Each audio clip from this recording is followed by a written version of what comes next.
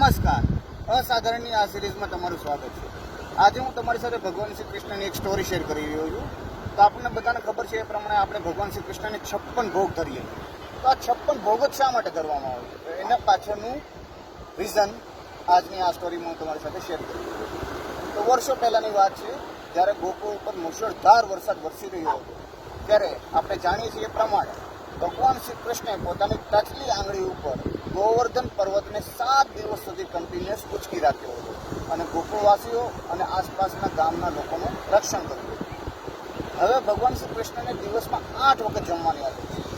તો એ 8 વખત દિવસમાં જમવાની આદત એમની કન્ટિન્યુઅસ 7 દિવસ સુધી બ્રેક થઈ, કારણ કે 7 દિવસ સુધી ગોવર્ધન પર્વત ઉચકીને ઊભા રહ્યા. તો જ્યારે આ બધી વસ્તુ થમી ગઈ અને ઇન્દ્રએ સરેન્ડર કરી દીધું, ત્યારે ગોકુળના વાસીઓએ ભગવાન શ્રી કૃષ્ણના માનમાં અને એમનું જે 7 દિવસ સુધી જમવાનું બ્રેક થયું એના કોમ્પેન્સેશનમાં એક દિવસનું 8 એવા કેટલા દિવસ સુધી? 7 દિવસ સુધી, એટલે કે 8 × 7, ગુજરાતીમાં આપણે કહીએ તો 8 સત્તુ 56. તો એવી 56 અલગ અલગ વાનગીઓ ભગવાન શ્રી કૃષ્ણને ધરીએ. તો એ દિવસથી લઈને આજની તારીખ સુધી અને અનંતકાળ સુધી આપણે ભગવાન શ્રી કૃષ્ણને 56 ભોગ ધરીએ છીએ.